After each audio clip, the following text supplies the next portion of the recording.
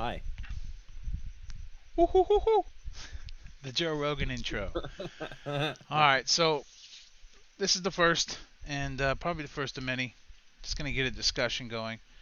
We had some things that come up in the think tank. This is where we like to discuss them because sometimes getting into an argument with someone over Facebook, comment by comment, like by like, and angry face by angry face, is pretty fucking annoying. So if we can just get on a call and talk to each other, which I think we're being taught not to do, avoid each other if we have different opinions, do not talk about the things that matter, and instead we just say angry things in one-off text in an anonymous world of internet and keyboard. So this is a way to mitigate that, hopefully. So Sounds good to me, man. all right, cool. So a lot of stuff's going on with coronavirus. We're gonna get to that. Why would we just jump into that? Because that's a whole nother slog. Let's just get right to what matters right now. And some of the discussions that we see is Bernie Sanders versus Biden. Bernie Sanders, what the fuck? That's one of them, right? Like, what the fuck? We thought he had something. His base is supposed to be there. They were supposed to turn out and support him. Did they turn out and support him? And there was rigging. I think we saw that comment in the Discord channel. Or did they not come out and support him and his base is all a farce? Or did they not come out and support him, not because it's a farce, they're there, but they refuse to vote, refuse to care, and hang on to apathy? It's kind of the I'm really three-way right there. I'm going to be real excited in like 10 to 12 years looking back on a true analytical study of his demographic and his base, because there's no way they're going to show up to the polls, because his whole demographic is combating the problem. The people he's trying to chase, young people, the people he's trying to chase and Yeah, push out to the polls. He's not only fighting the fight of a contestant, of a candidate for the presidency, which comes with its own battles. Like, you're fighting other people jockeying for a job, made a lot which of them in the which is a beginning, fight right? on It's its been own, whittled right? down over time. Now we're down to two, but Right, but that on its own is a fight, and that is a and that's struggle, so and you that said a is the key word. campaign. You said a key word, fight. Now Right. in the think tank, I've said before, and I've made this point that now is the time for Bernie to fight, and this is weeks ago, if not months ago. But It's the not other the time problem to is it's not that the time to call Biden my friend or do another party unity video. When you're in a primary where it's Republicans and Democrats on each side and it only involves Democrats right now, if you go along to get along and you're just being happy, that doesn't help you differentiate yourself from your other party members. That's the right. time you're supposed to create friction. That's when you create a distinction between you and the other candidates. Don't make it sound like you're just a more socialistic version of Biden, or uh, as Yang did, he was really focused on math and he was a smart and sensible choice. But there was a real time where he could have taken a knife to all of them. And So he's I, got I his was going to own. do a video for that too. But, right now you said fight. And to me, I've seen Bernie not fight. So he's got his own hurdles that he needs to jump, just specifically as a part of his campaign. The same fight that other people are having to fight. But he went to war on a second front, which was finding a way to get his user base to the polls.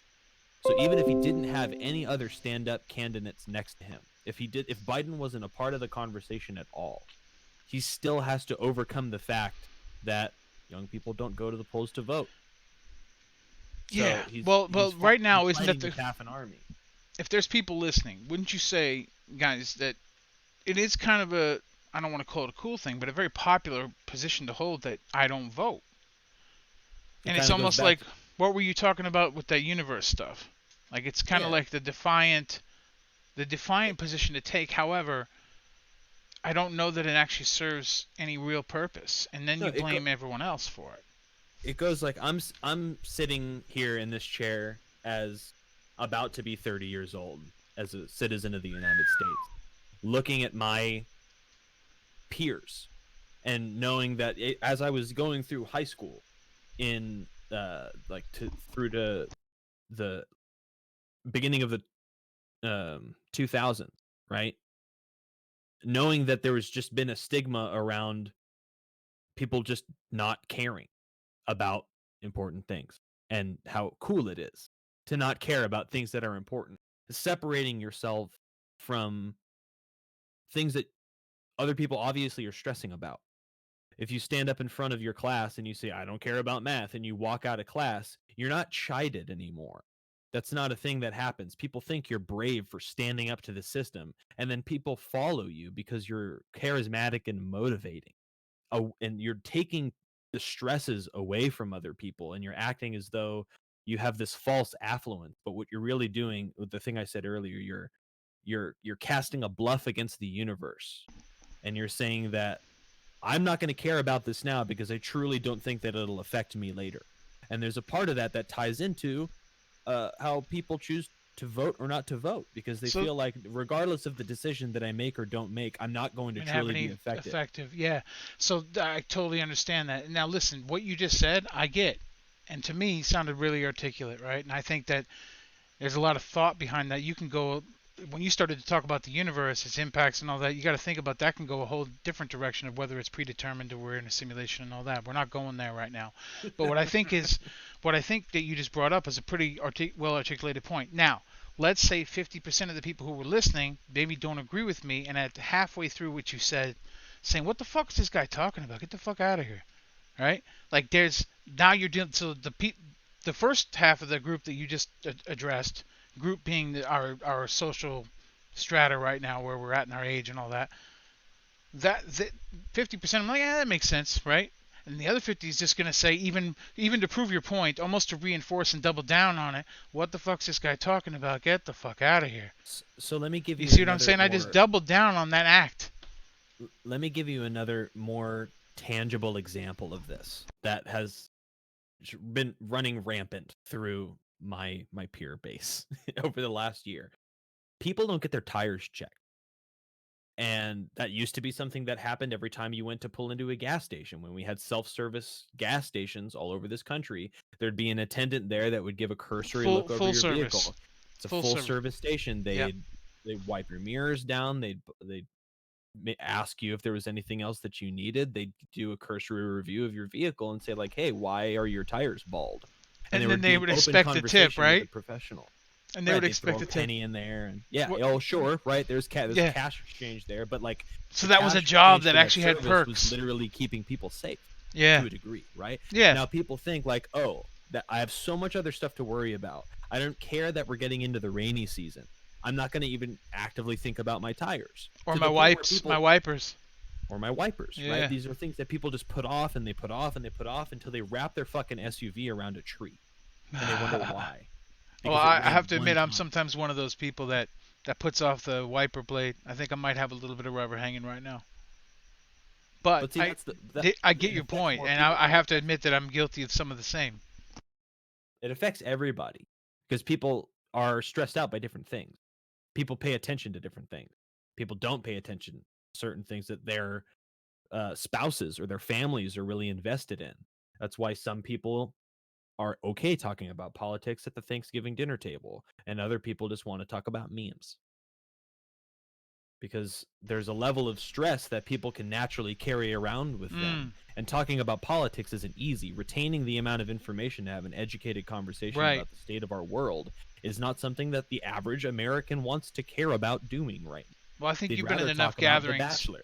You've been at enough gatherings with me to see that we can see that, right? There's only a certain subset of people that are willing to even talk about something like that, because you're right.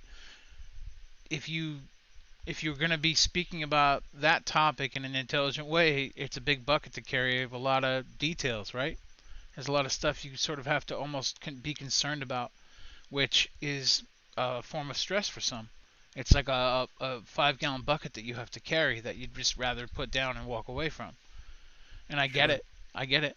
But you can see that there's only a certain amount of people that want to talk about it. But when you find people who like talking about it, you realize it doesn't have to be contentious, and we're on completely different sides of the aisle. Like many of the people in this group who've talked, who I've had plenty of time to have good conversations with, in real life, face to face. We generally agree, not because we're pretending in front of each other, but because when we have a chance to discuss it, and we're in front of each other, and we just have time to kill and drink a beer or something, you realize I have more in common with this dude than I don't. But what we're kind of being taught, is to divide ourselves based on very simple ideas. And as long as I'm on one side of the fence and you're on the other, there's no way we can really hang out. You have the unfriending thing that goes on, the defriending, I should say, and then the what is it, where people are told don't come to Christmas dinner this year because you're a Trumper. It could be the other way, right? You voted for Hillary, don't come to our Trump rally or Trump dinner, whatever it is. I mean, it goes both ways.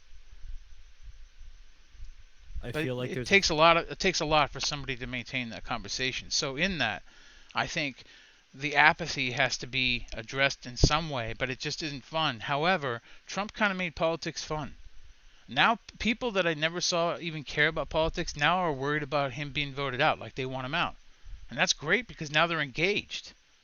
It brings Sure. us full circle back to where was the base to be engaged for Bernie during these states, or during these primaries in these states.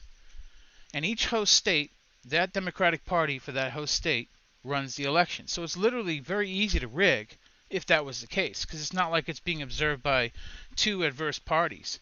It's just one party that can basically finesse the vote to be what they want.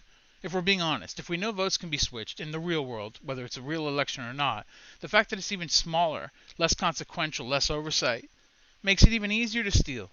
So since we know that's a thing that can happen, no problem in this world, we've seen it happen in South America countless times, whether by gunpoint or by flipping votes digitally or using the press to falsely call a candidate having won and then telling people to, it basically makes people stay home. You call it by midday that there's a runaway election. Nobody who's voting for the guy who's getting slammed, they're not going to go to the polls and say, let's dig him out of it. No, they just say, I'm staying home. Fuck voting.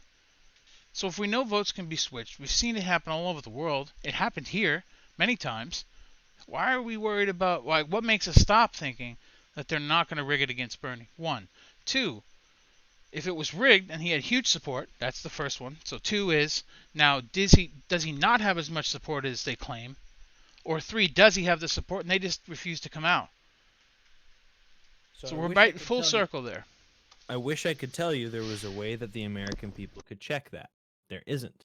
There's no form of true data validation when you're talking about an anonymous cast ballot poll. Yeah, there's a There's guy no in way. this group that came up with There's that idea back in 2015, 2016.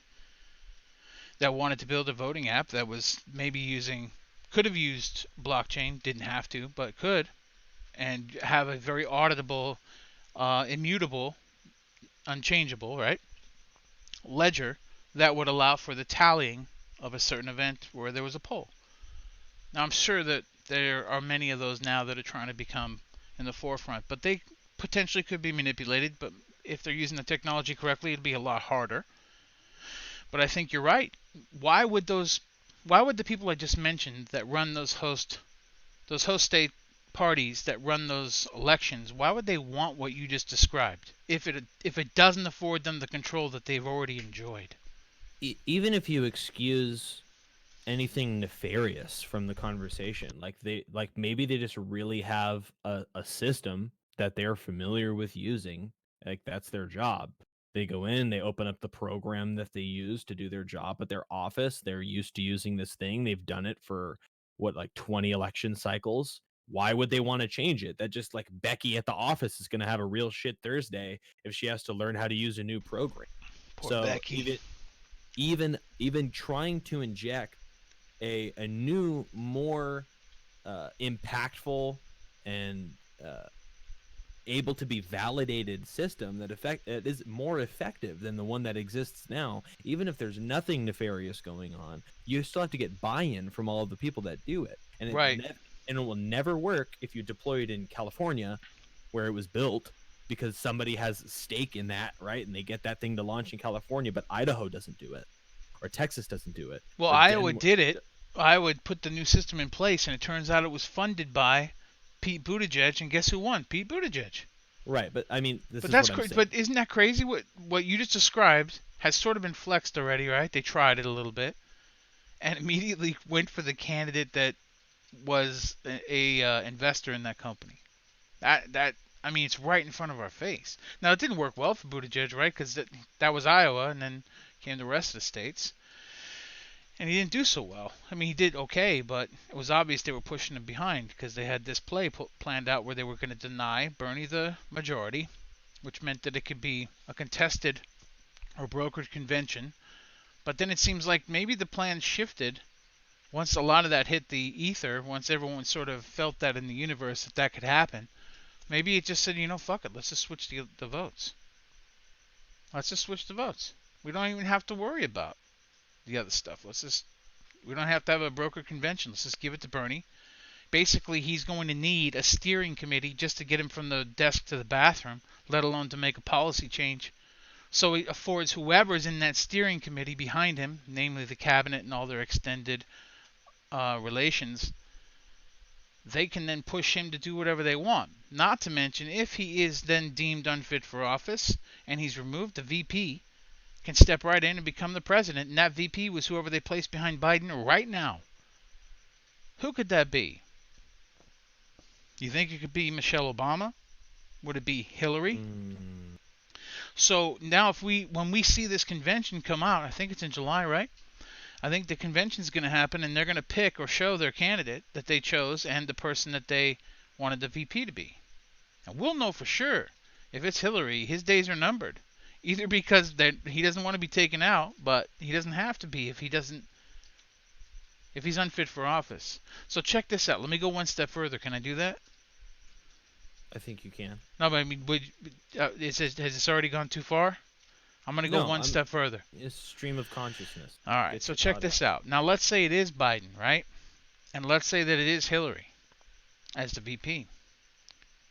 Biden right now, because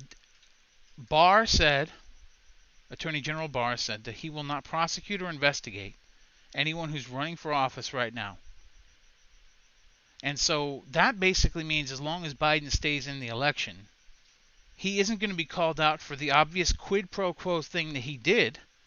The very same. So this is very important to understand, is that for a long time, the playbook is to project onto your opponent your weaknesses ahead of the time that he calls you out on them. So if you can do that, what happens is it always makes whoever is actually. So if I'm really the guilty party and I say you robbed the bank first, now if you just say no man you robbed it and I actually did, it sounds like you're just you-twoing or you did it. It sounds like you're just responding to me saying it to you. I actually took the initiative away. So let me go back a little bit. He's on tape at the Council of Foreign Relations where he's bragging. He's on tape, not just audio, but video, and he's bragging in front of the Council on Foreign Relations. He's on a 3-panel committee or a 3-person panel. Can we pull that video up? Yeah. Let me do that, but let me just I'll pull it up to back up what we're saying. Let me just break out the thought real quick. Okay. So he's in the panel, he's in front of the CFR, and he's bragging about how he told Ukraine that they had to fire a prosecutor that was looking into the oil company that his son is now being blamed for being a part of the board, right? Mm-hmm. And he says, if you don't fire him, we will hold back your aid. And they said, you can't do that. That's $1 billion. He goes, oh, you don't think I can? And he said, call the president. And who was the president at the time? If it's Biden, it was Obama. And so Obama confirmed we're going to deny him or Ukraine the money if they didn't fire the very prosecutor who was looking into the oil company. So if quid pro quo is this for that, right? It means that I want you to do this for me if you want that. Okay, and so what I'm interested in is he's on tape doing it. It was long before they ever blamed Trump for it. Why would you actually say that Trump had a quid pro quo for Ukraine? The literal thing that Joe did. Okay, you're projecting onto the enemy, your opponent, the very thing that you are guilty of ahead of them calling you out on. So he's on video actually doing it.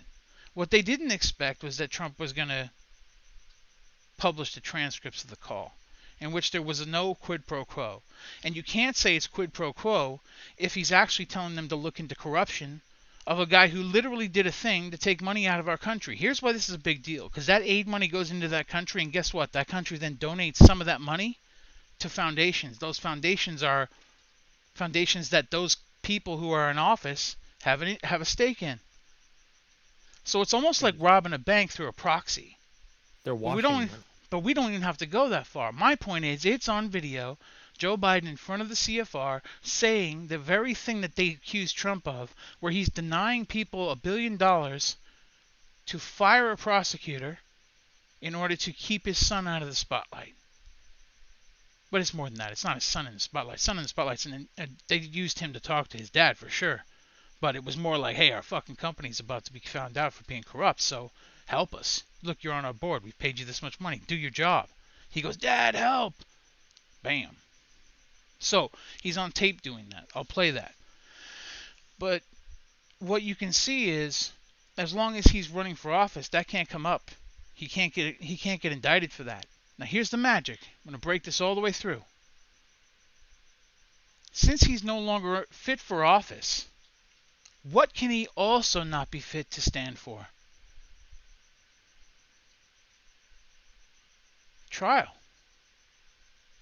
If you're unfit for trial, there are no guilty or not guilty. There's no sentencing. There's no anything. You cannot stand trial. So what? You just sit in like this legal limbo for a while where You can't... don't. There is no limbo. If you can't stand trial, then they can't introduce evidence. The evidence that would make you appear guilty won't ever show up in a cross-court battle, right? Because you can't stand trial. So it's the cleanest way, because if you go to trial and say, I'm not guilty, fuck this, I'm an innocent man. Now you have to go, and they're going to try to prove you guilty, and you're going to show them how the evidence is not true and you're innocent, right? That's the normal back and forth in court.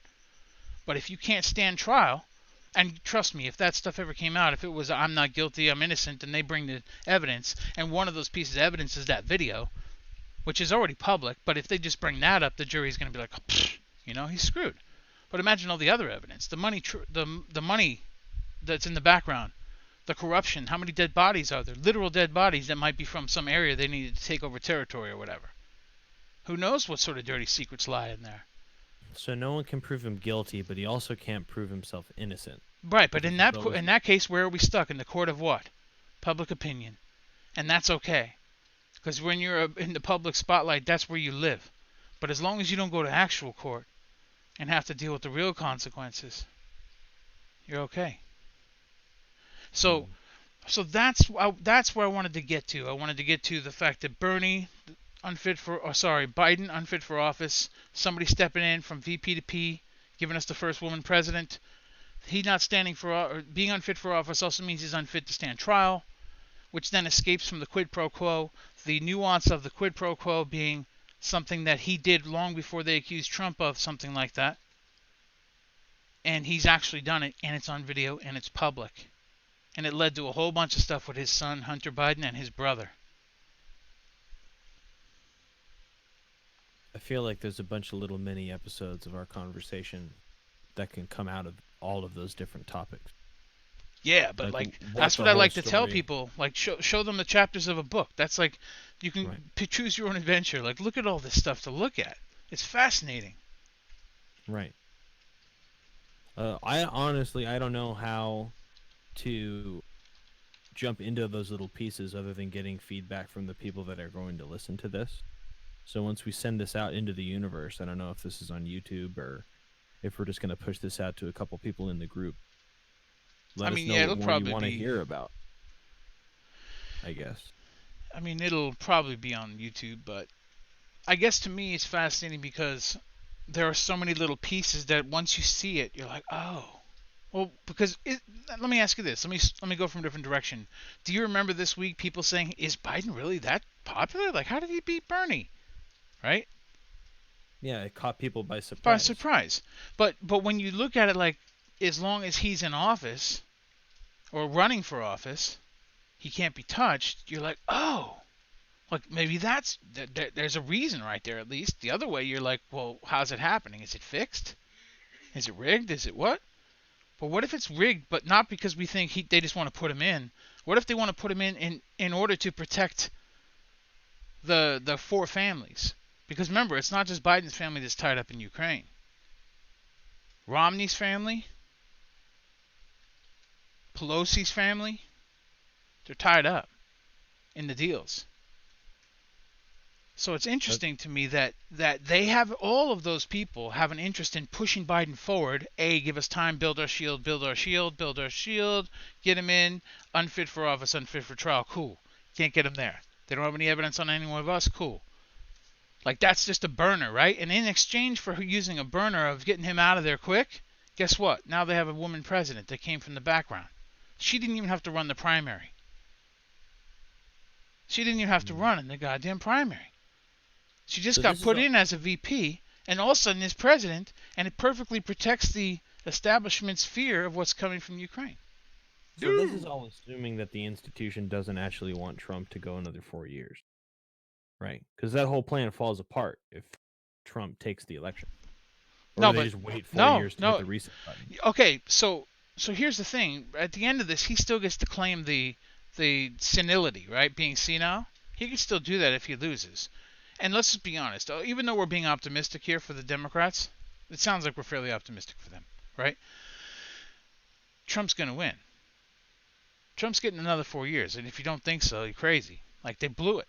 Like, you cried wolf so many times. Not just cried wolf. And people go, no, he didn't cry. They didn't cry wolf. Yeah, you did. You did. And I don't have time to get into that. And if you want to if you want to come on the show live and argue about it, let's do it. Then I'm down. But I'm not just going to go into why that, because that's retarded. Sorry. Okay, then, but I want to ask you one question about that. Yeah. Is there a way that they could have staged that conversation that would have changed the outcome? Is there a path to pulling him out of office that the Democrats or the parties that wanted to pull him out of the presidency, is there any way they could have done it and they just missed the mark? I think you're smashed between two big giant objects. One of them is the fact that you want to win an election. The other is that you're running from a severe war crime. And when you have those two closing in from the outside like two giant balls hanging from cranes and you're in the middle, you feel like there's only a certain number of actions you can take. It isolates the vectors in which you can go out, right? So you have only forward or backward or maybe an angle off here, an angle off there. There wasn't much they can do, and here's why. Because when Trump came in, they already knew he was going after them. Because you have to know where he comes from. He comes from the 9/11 inside job community. He comes from knowing about the Ukraine snipers killing 50-something people in Maidan Square. There was a U.S. mercenary group hired by the left when Obama was in power to go over to Ukraine.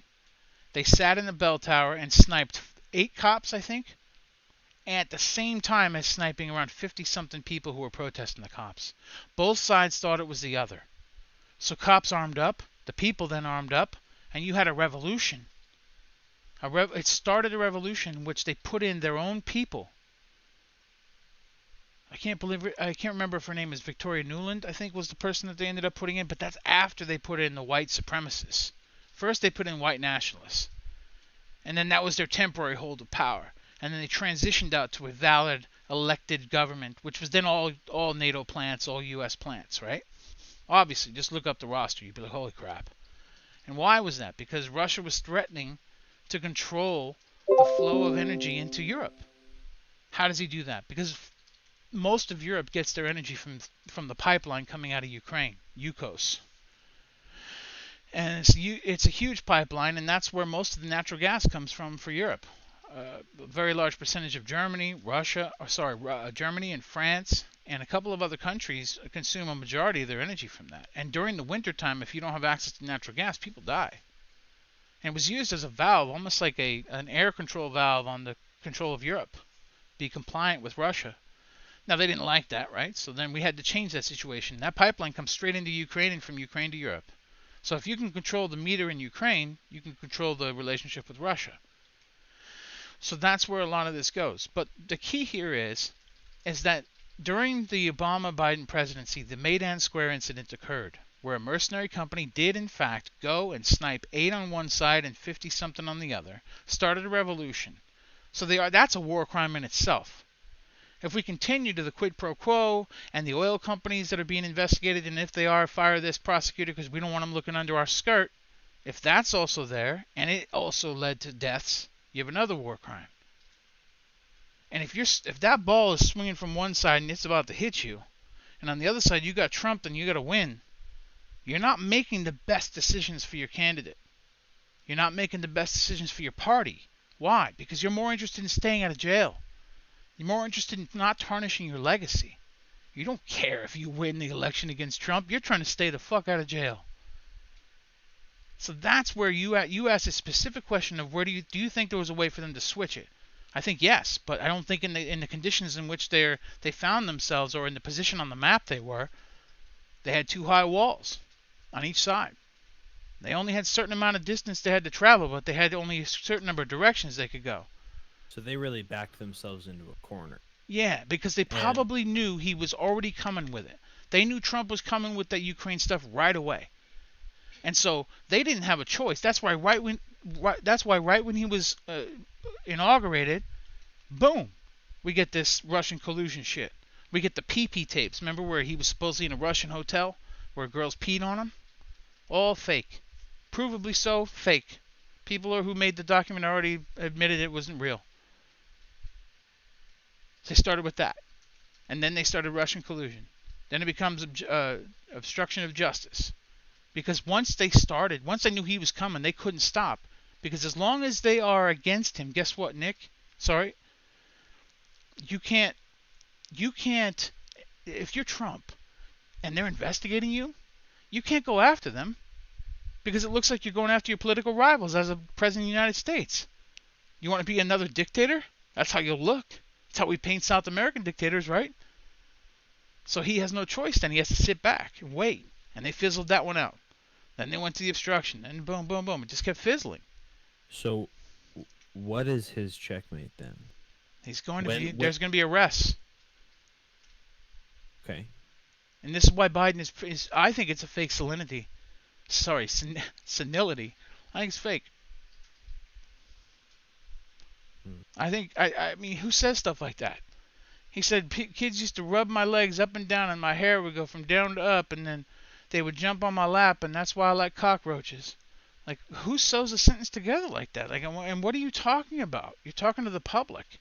Like, that doesn't even make sense. Or he's at the podium the other day, and he said, we can't win this election. We can only re-elect Donald Trump. What? Like, are you running for office, or are you backing Trump? What are we doing here? And then Twitter said that video was doctored and banned the video. But it actually wasn't doctored. He actually said it. So then the right sees Twitter acting on behalf of the left when it's not true. Like, if it was a fake video, yeah, whatever. You're still stupid for not letting the fake video exist, because candidates have been making fake videos since there was barely even a TV. It's the way it goes. Like, what do you want us to not see it? You want to protect us, mommy and daddy? Like, who cares? Let them put out the fake video. Who cares? It's a part of the internet universe now. But now they started taking it down. Well, guess what? It was actually a real clip. Because he was that stupid. So then people see Twitter acting on behalf of that. And then you get like, oh, you're against Trump now too. And you're only emboldening that group. They will show up in November. They're going to vote for Trump. And you're just poking them and prodding them for no reason. So is there a monkey wrench on the field right now? Describe that. So they're assuming that Biden pushes all the way through and becomes the ticket candidate, and he's batting up against Trump, and then the field is already set. Trump crushes him, right? But if they send Bernie on the ticket, is it a monkey wrench for the whole that'd be plan? A different one. But okay, so that's what I thought they would do. Like, their only chance of putting a dent, because if you have to look at it like this, they threw away the best candidates they have.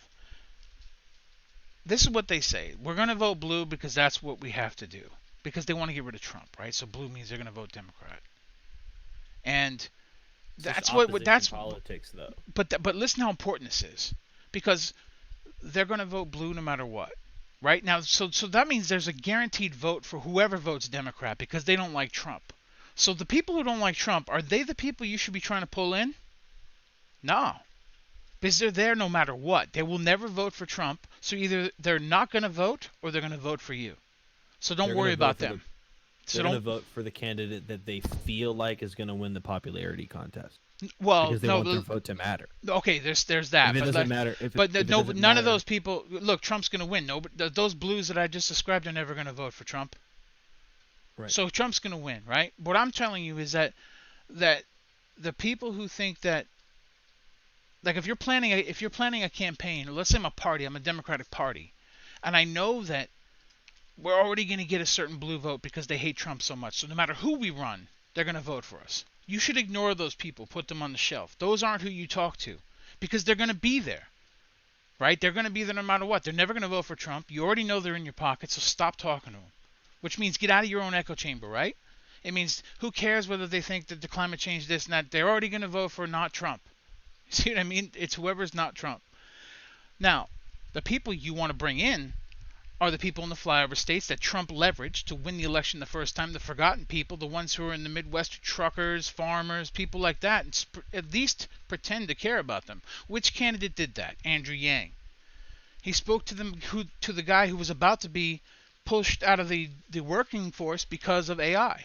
He was saying, look, truckers are going to be first to be hit because there's going to be automated trucking systems. Maybe not now, maybe not in my presidency, but it's going to happen, and no one's talking about that. Or that farming is going to be automated. The trucking after you harvest is going to be automated. And then we're going to continue to automate more things. I mean, you go to McDonald's right now, you probably catch coronavirus off the tablets you order from. But the point here is that he was talking to the common man. So he would pull votes from Trump. If you just ran him and forget that you're never going to get the Democrats might be like, fuck this, whatever. But you're going to actually pull votes. The people who would have voted for Trump that day, if you ran Hillary, if you ran Yang, they'd vote for Yang. There's at least like 10, 15, 20% of the Midwest that would do it. The middle of the country. They would do it. So you have the people on the shelf that we put over there that we know are going to vote blue anyway. Then we have that additional people we stole from Trump. Now what Andrew Yang can't say, and what he doesn't say and won't say, is that we don't need wars for oil, we don't need wars for military adventurism or nation building. He won't say that. But who will? Tulsi Gabbard. Why are we still at war in Iraq? Why are we still in Afghanistan? Why do you want to go to Syria? Enlightened people would know it's about the pipelines. We're not going there tonight. But the point is that she would be able to say that. So if you had a Yang Gabbard ticket, Tulsi Gabbard and Andrew Yang, that right there would cripple Trump. And if you already had those people on the shelf who were going to vote blue anyway, you might win the election. That could turn everything over. So we didn't even see them raise into the polls. And I think it's all rigged. So then my question is, how can you ever expect that the DNC, like the people, the pre-policy makers, these are the people that are like forging the figureheads for who will act on and speak for and garner momentum for the policy that they want to see enacted on behalf of their stakeholders. How can they not play chess right? How can they not look across the field and see what their opponent's weaknesses are and play to them? Right when I stopped, I thought the same thing, but I didn't say it that way in my head. I know what you're saying. You're like, why? So why are they so dumb? If this is a blinding flash to the obvious, how do they not see the flash, right? And maybe it's that they do, and they just choose to walk straight into it. That's the harder part for me to parse is the why. I don't know all the whys in that regard because I think it's very obvious that. Yeah, you should do it a little better. Like, look, we just broke down a little plan right there that I don't think that it'd be easy to shoot holes in. Any Trumper that heard me say that right now is going, I ain't voting for Yang. I'm never voting for Tulsi on American this or that. They're gonna do that. Okay, but I'm not a party guy. I'm just talking politics. It's a game, folks. And I think that I immediately start wondering, are they concerned that they don't control those people? That's one. Two, do they owe the people that they're pushing forward favors? And this was their opportunity to get into the spotlight for all the grooming that they've been through and the promises that have been made to them to be loyal servants and faithful stewards of whatever corrupt line they've been running. Does that make sense? It does. I'm trying to figure that out. Do they fear they can't control them? Or do they So owe other people favors? Or are I they mean, that stupid? I just feel like there's so much abstraction because when you think about I'm going to vote for the president of my country, like if you go back to voting for student council, right? There wasn't like the lunchroom national committee that staged a ticket for who they were going to put up for student body president, right? There wasn't like a third party that was helping create a platform for these people to stand up on. It was like, well, Johnny and You ran Michaela on are your running own for merit, right? president, right? You ran on a ticket that Yeah. you presented, and then people wrote on a piece of paper your name and they sent it up the stairs. And like, apart from the fact that there's no electoral college in this hypothetical that I'm staging, I mean, there like I don't know anything about the DNC in as opposed to like how much I understand about a political platform that somebody's running, because Right. that's what gets marketed. Like you see the Well, the party is anti-AI, a you see platform, the right? anti-war, right? But No, it but was why anti-war, but it's not anymore. Because but why are believe it my or not, point is Obama you put under more bombs down than Bush did. no It's I weird. but this is what I'm saying. You have people that run a ticket. They run their name under a set of policies and values, and that's what you think you're voting for. But there's this abstract, additional, opaque layer behind all of that, where there's a bunch of people, office people, sitting in a boardroom talking about which chess pieces they still have on the table, and they choose to where they're pulling money from hand that money off to other people, and it starts this cyclical back scratching, and you don't really know what your vote is going to be used for anymore. That's it though. But that is what's happening, yeah. It's an abstraction layer, like it's a void in which this machine can change the contents of whatever you stuck in, right? And then out comes this thing that they promise you is the best, and it's no longer the individual candidate running; it's the platform. And we are a two-party system, which is something we have to break out of somehow, and I don't know how. There were a couple of people who could have done it. Bernie Sanders could have run as an independent or as a third party of whatever he chose to make, and his base could have been identified. Then we could see, so if it was a three-way. So when we get to the ticket on the final election night, it'll be Trump. On the Republican side, it would be whoever they put in, Biden on the Democrat side, and there'd be Bernie, independent. And people could then select it. But when you don't know what's going on in the machine that is the Democratic Party, and they're running their own little thing behind the scenes, we don't get to see any of that. And so he should have run independent. Another person I thought should have run independent or outside the two-party system was Ron Paul. I know everyone remembers Rand. I'm dating myself with Ron. But Ron and Rand are of the same cloth. I like them both. And I think they'd make amazing presidents. I know I'll catch some flack for that, but I'm ready. And I think they don't like military adventurism. They believe in the individual right. They know that we have the Second Amendment not because of hunting, not because of self-defense, but because of tyrannical government. Not external only, but internal. The founding fathers knew that they could become tyrannical one day. Maybe not they themselves as who they were then, but in 100 years, their government that they set up could have. They knew that. They feared that, and they gave us the tools to deal with that. So I think. So finish your thought. I have a tangent that I want to pull you. No, I just think that it's a point to hammer home that sometimes this two-party system really sucks. It sucks worse than the Electoral College, right? In a way that right now I hope I could have helped identify where a couple of candidates could have broke out and at least, if not one, I'm not saying they'd win, but wouldn't they lend legitimacy to the concept of a third party, a fourth party, multiple parties?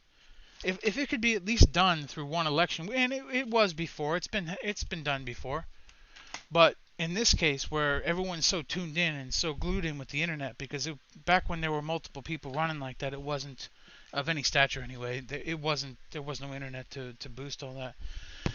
But I think we need to break out of the two-party system. Go ahead. So what great benefit do you get from flying the flag of one of the two great parties? You get all the. So you mentioned platform. If we talk about engineering and you say platform, It comes with many things, right? It's not just the one utility anymore. The platform gives me a choice of a lot of things, right? So what do they provide? They provide exposure, funding, media control, public relations. They control all the media, right? So the Democrats control MSNBC, CNN, so much so that if you don't report well, they won't send their candidates to your station or your show. Your hour segment won't get good guests. So you're trying to play ball. So you get the media with it, you get all the money that gets poured into the Democratic Party that then they choose to funnel towards a candidate they want. So you get a big boost. If anything, it's described as wind in your sail, right? That's how I put it. So you said, what is the advantage of flying the flag? Back to a sail analogy, like a flag. You catch wind, and you get So, pushed. so how does somebody break out of that problem? How do we engineer a system Well, like Ross that Perot, doesn't? he was a rich billionaire, so he could do it on his own. Didn't fucking matter. Bloomberg could have done it on his own. Didn't matter. Trump could have done it on his own. So are you Billionaire. telling me that the way that we break out of the two-party system shares a lot with the business plan that was originally engineered for the Angry Birds mobile video game? Oh, I gotta hear this. Go So ahead. once you told me, Oh, and yeah. Okay. I I don't have thought you were gonna put it. about That's right. no about the whole point of Angry Birds wasn't to sell a goofy game; it That's was right. to generate a network by Hmm. which a lot of people would tune into and subscribe passively to content while they sat on the ceramic throne. Yes. The whole point of it was to push Essentially installing content a to cable people. network around the globe without having to install any wires. Just have them download Right. your stupid Angry Birds game, and now you have a Cartoon Network. You can have kids watching content all the time, sell ads across it. That was the real intent. The game was just a way to sit you there. So Dodge cable, Dodge funded funded media platforms by these two parties, right? And put your own Engineer app a out. new platform, and then that's where you do your work. That's where you speak your voice. Okay, And in so doing that so, that that's been tried. Alex Jones. He got sure. banned off of YouTube, got banned off everywhere, iTunes, Android, got banned. So what did he do? He built his own platform. And he has Infowars.com, but he also has Band.video, which is a YouTube-esque site. And it's hard for him to get exposure. Because even though you have those things, and you have an app for Band.video and all that, and it looks great, it works great, you have to get people there. And as long as the media controls where everyone else is watching, no one's going to come checking for you because they already made you look like a Looney Tune. They've already burned you on every channel. ABC, NBC, they've all touched Alex Jones in some way. It's like blacklist. Yeah, of course it is. They just choose to silence. But the parties control those media angles. So then when you asked why, there's the why. And it also comes back to why you can't do it on your own, because they already control where everyone else is. So Twitter is where everyone is in the internet bubble, right? So you just get banned off Twitter like he is now. Can't be up. So you don't exist. YouTube, you don't exist. So it's an easy way to just smash that idea of do it on your own. You can't. You need those people as long as they control where everyone already is. Because they just burn you before they get there. Mm, that's rough. I don't know how we break out of this. Have other countries broken out of a binary system like this before? Oh, many countries have multiple parties running all the time, yeah. Yeah. Right, but has it ever gotten in these other nations? And they Has it may ever not be gotten the same way we so? are. That's what I'm saying. Has it ever gotten so polarized like we are, and then they Oh, found a yeah. way to recover? South America. Oh, I don't know. But it's always polarizing in the South American elections. Even Mexico, for instance. I mean, it's amazing how much power is being pushed around down there. I mean, it's happening everywhere, right? But the point is, it's really evident. And I think it's tough because there's people with their tentacles deeply woven into a lot of what we have as our power structure, and that's unfortunate. I think when we say break out of the two-party system, we're talking about a lot more than just breaking out of a two-party system. We're talking about changing the system as it is as a whole, not just how you vote, not just who gets elected. It's bigger than that.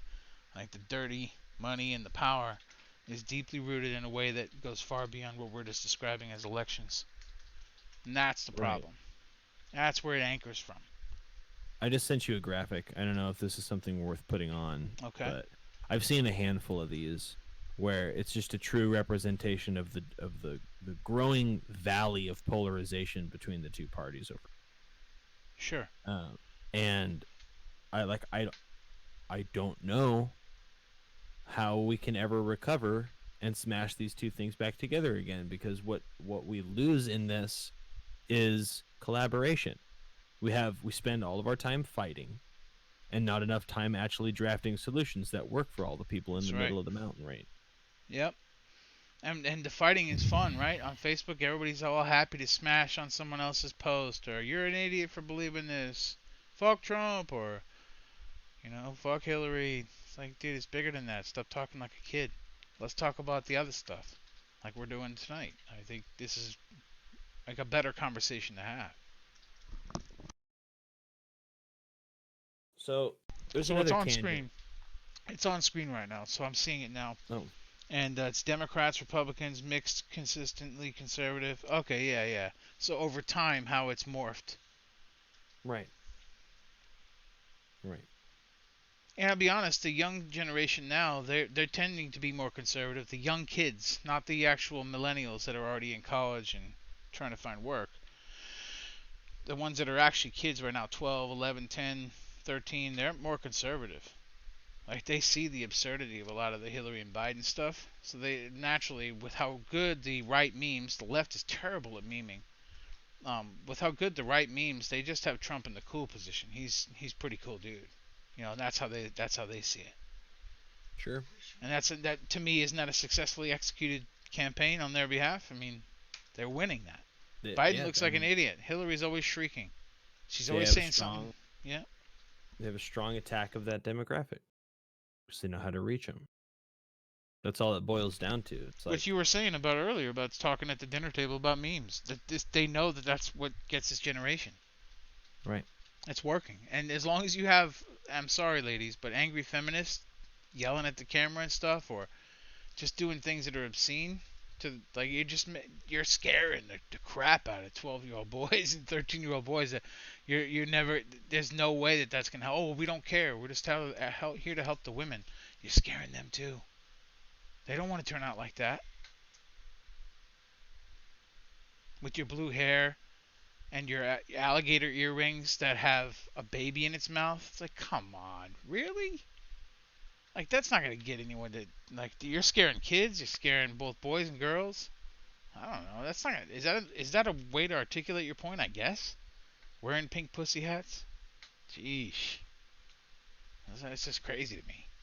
I think that this goes back to your earlier point of, are they that bad at chess?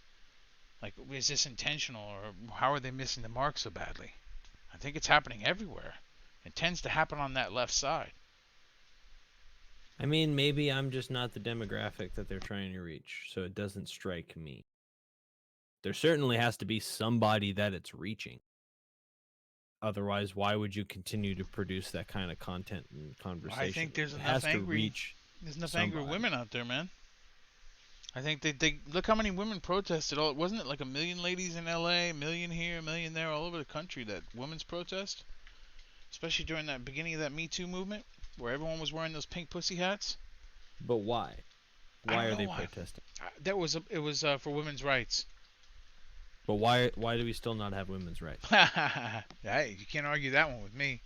Those are the people that, if you had a mic in your hand, they'd probably spit on you, just for asking that. Unfortunately, that's again who gets on camera, and guess what? You're scaring the crap out of them kids again. No, but I mean, I'm in the course of project management in my day job, one of the tools that they give us is just ask why 5 times, and you will find your way to a root cause. And it's not supposed to be born from a place of ignorance. That's because you're moving up in the abstraction layers. When you ask why, you're abstracting. If you ask how, then you're becoming more concrete, right? More absolute. But when you say why, you're going up a level. You go why again, you go up another level. That's why you'll bonk your head on a root cause eventually, and then you can start asking how. Because once you know the original why, you can say, okay, so how do we solve that? and then boom. Then you move forward down the tree to a more absolute and concrete solution. Asking why is elevating abstraction to a higher level, and then asking how is reducing abstraction and becoming more absolute, which is becoming more concrete. So you've identified a very, very interesting thought exercise that is used a lot in engineering, but that's pretty smart to ask why 5 times, because you'll bump your head on some root cause way up there. It'll be fairly abstracted and high above you at 50,000 feet. Then bring it down by asking how. And so, yeah, that's pretty cool. I don't A know the lot of whys to those though, because I'm not that a, person. a lot of people get stuck because they empathize with the charisma that's found at a less abstract layer of the conversation, because they see that heat bristling off of those people that are out there carrying signs around, Yes. and they think that's a cause I want to fight for, because they get caught up in the swimming charisma. And that doesn't necessarily mean that the cause that the person is fighting for is invalid. That's rarely the case as far as that person's concerned. They've found something that they care about. It's why there's still Greenpeace people walking around malls. Oh There's yeah. still people out there asking for your signatures and your emails to help save the whales. Like, these people are, but the thing is, if you grill that person, It's you too. never get you Yeah. never get deep enough to figure out what the real problem is, and they're Same attacking thing with surface level politics. Same thing. Yeah. I totally agree. And how do you have a conversation in that context? It, it would be fairly short, right? It would you be shallow, you I should eventually say. hit a wall. You Yeah. eventually hit a wall where you can't get any more, you can't siphon any more fuel out of the conversation, because it gets to the point where it's like, well, I just don't like it, or I feel like it's wrong. And you dive deeper than the person's functional or like actual tactile attachment to the problem. It's, oh, well, my mom thought that, or oh, that's the way my dad taught me. And it becomes this personal thing, which is why a lot of people, I imagine, affiliate themselves with the same political party that their favored parent did. If their parents don't disagree, or if their parents aren't affiliated with the same party, they look at one of their parents and figure that that's the political ideology that I want to emulate as I grow up. And then you're stuck with that tag for the rest of your life, because you have to register as a party. So then every time an election comes around, you think, well, I registered blue, so I should vote blue. And Yeah. you I, just kind of have this cloud hanging over of you about this decision you made when you were 18, based on what the hell you thought about politics. And that somehow colors all of the choices you make. It colors how you feel about abortion, how you feel about gun rights, how you feel about legalizing cannabis, yes. because that's just, it becomes a part of your personality. And if you started that whole process not caring, why would you ever care later? Because you got hurt by something that was some decision that was made by a pencil pushing politician somewhere in Washington D.C. reached into your guts, into your life in the middle of inner city Chicago, and screwed with your program, hurt your family. So why wouldn't you get up out of your chair in anger and try to fight back against the problem? Right? It becomes personal to you. Right. So that it's not wrong. You're trying to fight a problem, but you're trying to fight a problem that hit you at its 10th layer of abstraction. Because the Mm. thing that they signed was like, uh it had something to do with the national parks, and somehow through the butterfly effect of policymaking, that made its way all the way down to affecting your livelihood. But what you're doing is you're attacking the bullet, not the shooter. Yeah, that's It's a great way to put it. That is a great way to put it. And you know what's funny is I'm trying to pull up that CFR video, and all that I get are ABC News, CNN. I get all the primary videos. well, So I'm still looking for it. that's the end of my rant. No, it's good. I I did. appreciate that because it's true. We're looking at you're arguing with the bullet, but really it's being fired from something that was purchased from a store and owned by a person and built by a company that there's a lot more behind it. Yeah. Okay, I think I found the clip. Send it. Okay. It's a Facebook, so I'm only gonna have the audio. Give me a sec to play that. Let's see if you You can do Facebook links in the watch together. Oh, great. Let's do that. Just yeah, you click I where the got it. YouTube icon is. Yeah, yeah. Toss that up there. See if this works.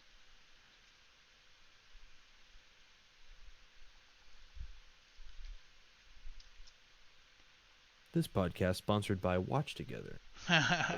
Find on your browser that lets you watch things with your friends. Okay. So Go ahead and send it. it's in the. It should be playing. You ready? Yeah, yeah. Over, I guess the 12th, 13th time to Kyiv, and I was supposed to announce that there was another $1 billion loan guarantee, and I had gotten a commitment from Poroshenko and from Yatsenyuk that they would take action against the state prosecutor, and they didn't. So they said they were walking out to press conference. I said, no, I said I'm not going to, or we're not going to give you the $1 billion. They said, you have no authority. You're not the president. The president said. I said, call him. I said, I'm telling you, you're not getting $1 billion. I said, you're not getting $1 billion. I'm going to be leaving here. And I think it was, 6 hours? I said, I'm leaving in 6 hours. If the prosecutor's not fired, you're not getting the money. Well, son of a bitch. Got fired. And they put in place someone who was solid. Son of a bitch. He got fired. Did you hear that? I did. Dude, he literally is he's telling the world quid pro quo. If you don't, I won't give. Right? That's the if for this for that. Where was that? Was it $6 billion? Is that what he said? No, $1 billion loan guarantee. There's been many of them, right? But this is the next year's $1 billion guarantee. Yeah, but where was that money coming from? Oh, it'd just be the United States Treasury. It'd just be from our government. It'd be just like any other aid package we put together for another country. But the key is what he's actually saying. This is long before Trump. They accused him of it. He's actually outlining what they literally are accusing Trump of doing. But he's admitting it on camera, with Obama's consent. Okay, so play the part of the defense attorney for Trump here for a moment and explain to me why these two things for are Trump different. or Biden? No, for Trump. Explain to me why this thing Biden just did is different than the thing that Trump did. Because he's telling them to fire the prosecutor that's investigating the corruption that they were a part of. Whereas Trump is saying, go find out what happened with this corruption. He didn't say, I'm not going to pay you guys if you investigate me anymore. That's what he's saying. The difference is quite clear that Trump is saying, yo, you got some corrupt people in your country, go get them. That's what Trump said to Ukraine, right? Biden's saying, hey, we're the corrupt people in your country. Tell your prosecutor to fuck off. Get it? Sure. That's the difference. The clear difference. But everyone says it's the same thing. It's not the same thing. If I'm paying for both of those two things because it's my tax dollars, why is one okay to me and not the other one? I don't give a fuck what's happening. In this example, say I don't care what's happening. I think it's the fact is you don't get to care about what Trump does. He's the president and he's saying go after corruption. But you should care about your money being used to protect the corrupt people against being investigated. They're literally spending $1 billion to buy the secrecy needed to stay out of jail. Trump is saying, yo, you got some corrupt shit over there. I don't care what it takes. Go get it. Go get them. So I'm not saying why anyone should give a fuck. It's just clear if we're talking about right and wrong, one's different for sure. One's protecting the interested party. The other one's like, yo, what's going on over there? You keep wanting us to give you money, but you got all these people siphoning our money out into their own foundations. It's corrupt over there. We pour the water in your bucket, you got holes everywhere. Pretty soon you're back with the same bucket and asking us to fill it again. Fix the corruption. Who are those buckets? Ukraine is the bucket. The holes are the corruption. The draining of the money out of that country. And it's going to just affluent families and parties. No, think about the oil companies like we were talking about earlier. And guess what? That's what this company was. It was an oil company that they were investigating. It was with Hunter Biden on the board. And he's telling them, fire the guy looking into this. And if you don't, you're not getting your money. They're like, you can't do that. You're not the president. He says, call him. He's bragging about it. Firing a prosecutor. They didn't say put a corrupt kid in jail. They said fire the prosecutor. And then they put someone up who's solid. Yeah, which means he plays ball. Fuck. Like, right there in your face. So when you ask why should you care, it doesn't matter. One is clearly right, one's clearly wrong. And if it's about the money, you should care that Trump's trying to fix the holes in the bucket if your tax dollars are so important to you. Because he doesn't want to throw more of your tax dollars into a bucket with holes in the bottom and then have them come back with that same bucket and say fill it again. It's quite clear, right? If we're talking logic, it's fucking obvious. But we get lost in this, but Trump, orange man, bad, and Biden's only trying to... Shut up. You're not looking at it. You're just not looking at it. Like, how are you going to defend that? Remember the Maidan incident, snipers. It's connected to the same administration. All of this happened under that same administration. All the way to the top. And he just said all the way to the top. Call Obama if you don't believe me. So, what is Ukraine's political... Political what? What's their story? Like, I mean, they're part of they're a part of the Caucasus region of Russia. I mean, all that was broken apart when the Soviet Union fell. So it's all just like fractured pieces. Georgia, Ukraine, Crimea, and all that. So, I mean, that's a deeper subject, but we're trying to stay at the U.S. level where tax dollars in, holes in the bucket of corruption, leaking out all the water, and then they're funneling that water in exchange for favors to stop prosecuting our people while we siphon water out too. And Trump's like, go patch your bucket. But why would Ukraine want to do that if they're getting paid? They're not going to get paid if Trump holds back the money. If he says, fuck, you guys are on your own. Fix your bucket. But then people are like, well, you're quid pro quoing. No, dude, he's being the president. He's protecting your tax dollars. What do you want him to do? Because this behavior from the Biden that we just played, we definitely don't want that to be the behavior, right? So what are you actually doing? If you're against what I'm describing, what are you doing? Like, who are you for? Like, don't you want your money to be used well? And this happened long before the Trump stuff. Come on, man. That's what to me is like a blinding flash of the obvious again, and yet nobody sees the flash. So, a loan guarantee. Yep. Right? Low interest rate loan. Is that just a fancy word for an aid package? That's what I've been saying, yeah. Yeah. That's all of our aid packages. They call them loans because nobody wants to say that they're free gifts, because that leads to too many questions for the people in America. But yeah, it's generally a trade loan. Well, you can repay half of the loan by doing these things for us. Give us this much of your land or access to your ports for our troops, or boom, boom, boom. And you do that. You trade it out. Loans repaid in kind. Yes.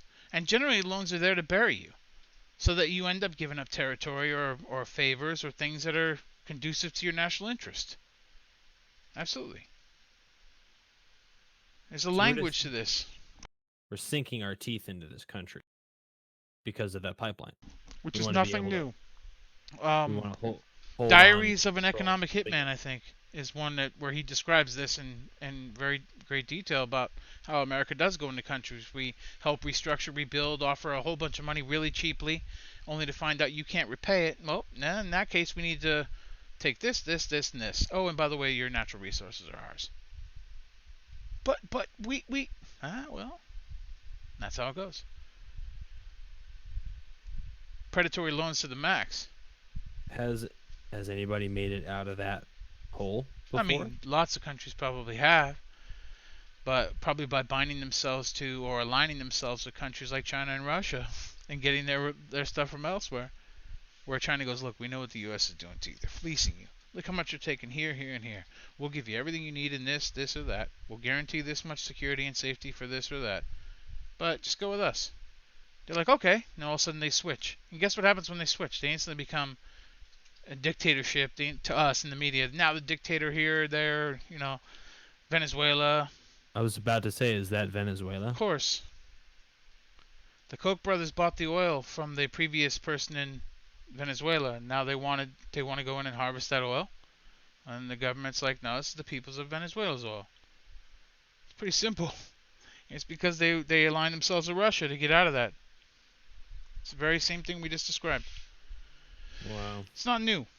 It's been happening for a long time. And what you're seeing here in this video we just played, in fact, I'll play it again because that way the audio could be there again. Let's just redo it. Over, I guess, the 12th, 13th time to Kyiv, and I was supposed to announce that there was another $1 billion loan guarantee. And I had gotten a commitment from Poroshenko and from Yatsenyuk that they would take action against the state prosecutor, and they didn't. So they said they were walking out to press conference. I said, no, I said, I'm not going to, or we're not going to give you the $1 billion. They said, you have no authority. You're not the president. The president said. I said, call him. I said, I'm telling you, you're not getting the $1 billion. I said, you're not getting the $1 billion. I'm going to be leaving here. And I think it was, 6 hours? I said, I'm leaving in 6 hours. If the prosecutor's not fired, you're not getting the money. Well, son of a bitch. Got fired. And they put in place someone who was solid. So he's giving a keynote first. A spiel at the Council of Foreign Relations.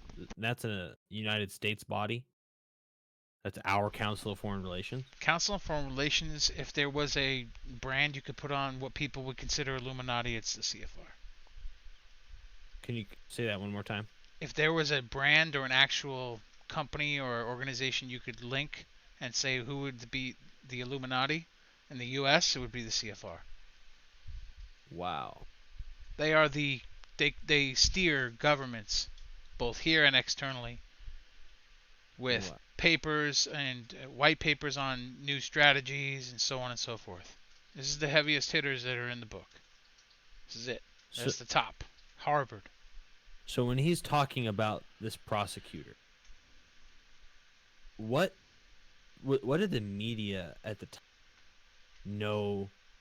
What did the general public know about the case that prosecutor was Not like hitting? this. Nope. This all came up after Trump got in and he started leaking the whole corruption stuff with Ukraine. Then it became where we started looking at it. Because right now when you watch it, if you didn't know what we're talking about, you'd be like, hey, he's showing leadership. He's threatening these guys. It's great. But he's actually covering himself. Now we know that. And this prosecutor was specifically chasing what was happening. One company. Yes. I mean, he probably had many cases on his. He probably had many cases on his desk, but.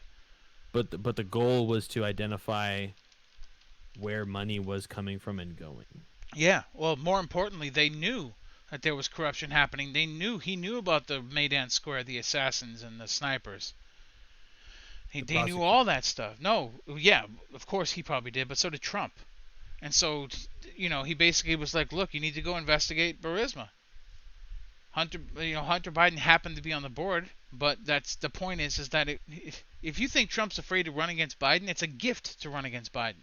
So to say that he was going against his political opponents, no, he's exposing the corruption. And our government is supposed to pay their government more money this year and next year and the year after that. So, and if you want your tax dollars to go into a bucket that's going to leak into all the wrong pockets, then you would just leave things the way they were. But Trump didn't do that. So then by the nature of the way you described that, it almost sounds like a miscalculation, because was there certainly another company affiliated with the same problem you could have chased down that didn't have Hunter Biden on the board? Why avoid Hunter Biden when you know that he's connected to the people who caused the Maidan Square? And this is one legal link into unwrapping that whole present. Why would you avoid Biden? Why would he have to? Maybe you don't. Why wouldn't you get foothold with some more lower hanging fruit? Why? We already had all that. We have so many people imprisoned. We've chased and put so many people away on that already. But these are the big dogs. If we're going to chase little chihuahuas, cool. But aren't we out there to get big, giant wolves? That's where we're supposed to go? All right, why? Who's going to chase chihuahuas? Let the police chase them. We're going after the wolves. And so this is the wolf. So then what's next for What's next? Oh, for there's this going to be arrest. investigation? I think some of this coronavirus is cover for what's about to happen. If we can get everyone stuck in their house and there's little traffic out there, it's going to be a lot easier to handhold the people through what's coming next. I think if there are charges, so there's a guy who's running a secret investigation, and it's not like the independent investigators we had before, like Mueller and so on. This one's allowed to make actual charges, indictments, and it's about to come out. And all he's been chasing down is the Russian collusion, Ukraine. Ding ding, he's been chasing that. He's one of the heaviest hitters in the Department of Justice.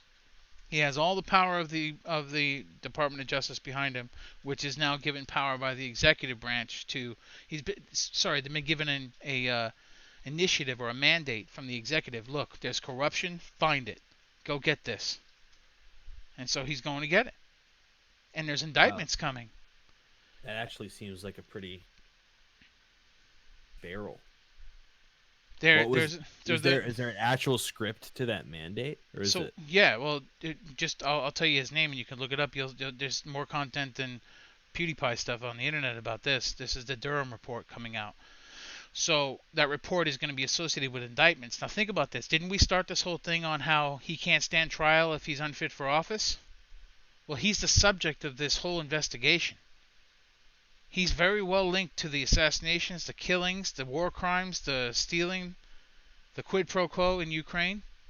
That if you're going to rid Ukraine of corruption, moving those 4 families out of the Ukraine that are American, and showing that there's charges necessary not only for Joe Biden, but for Hunter Biden, for Obama, all the way down the chain. Victoria Nuland, all of them are going to catch charges. And who was head of the State Department at the time? Hillary Clinton. So, all of this, these are chickens coming home to roost. And people say, well, they shouldn't have picked a fight with Trump. No, they didn't. They were defending him. This is their defense. He was already coming in swinging. You thought he was trying to go after the emails. That was the cover story. Nobody gives about emails. He knew what he was going to get them all on, and it was this. So they had no choice but to go Russian PP tapes, Russian collusion, obstruction of justice, witness intimidation, all that. They had no choice, because if they didn't, this would have already hit the fan. How did he know? Oh, everyone knew. If you're in this game, you knew. I knew about the Maidan incident when it happened. We all know. Just like people could say, how did people know about 9/11? Alex Jones knew about it months before. You know, like this. If you're in this universe, if you're in this, like if you like politics, like some people like sports, you know already. You know. It's the stuff that's in your conversations. It should be. Like, don't you know about the Syrian pipeline, right? That's why we wanted to invade Syria. I think we've talked about it before. Yeah. But we talked about it. That's why you know about it. So if you're in this world, like if you're exposed to people who are like in this, who, let's say that somebody likes model trains, well, if he happens to be your best friend, guess what? By osmosis, you're going to pick up some shit about model trains, aren't you? So if you're in a world where people are talking about this stuff, you're going to know. But you're powerless because you're few and far between. What are you going to do? Start a revolution and start waking people up? Now you're Alex Jones. And how effective is he really? He's saying something that might be true. People already dismissed him. So here we're breaking this down. This is true, but who knows what people are going to think about it. And this is why they had to swing on the Russian collusion. People say they're so stupid. It's not really. They had no choice. Remember I was talking about the 2 smashing balls? They had no choice. Mm-hmm. It's not like they didn't know how to play chess. They only had certain moves they could make, and one of them had to be to swing first. That's it. Mm-hmm.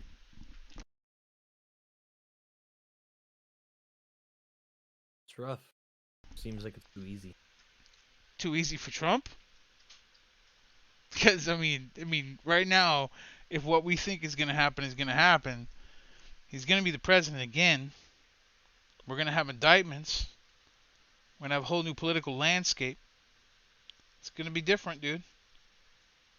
So I was just trying to find the name of this. Burisma? No. George W. Bush in 2001 signed into law the authorization for use of military force. Yeah. The Defense Authorization Act. Which has that famous war on terror spiel. Patriot Act. The Patriot Act is another one. The John Warner Defense Bill, National Defense Authorization Act, and the Patriot Act. All of these basically just jackhammered our rights. And they opened up opportunity for eavesdropping and surveillance. Right. And for later in the machinations of our military fortitude, opportunities to use creative language to navigate around binding regulations like the Geneva Convention. Yes, war crimes.